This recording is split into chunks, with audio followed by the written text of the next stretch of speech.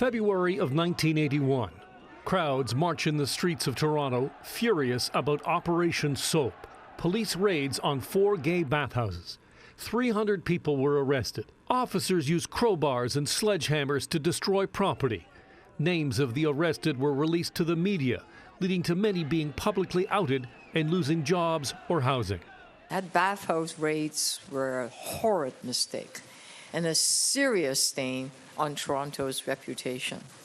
A scar our community feels to this day. Toronto's Mayor Olivia Chow says a plaque will be erected to commemorate what happened 45 years ago.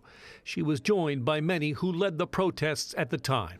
Except for the fact that I wasn't in the bathhouses on the very night of the raids, I could have been arrested. I was a very frequent visitor of the bathhouses.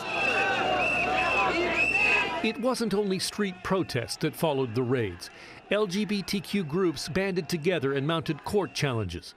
Most of the bathhouse raid charges were eventually dropped or resulted in acquittals. In June 2016, then Police Chief Mark Saunders officially apologized for the 1981 raids. Tom Hooper is a professor and historian at York University who wrote his PhD thesis on the raids.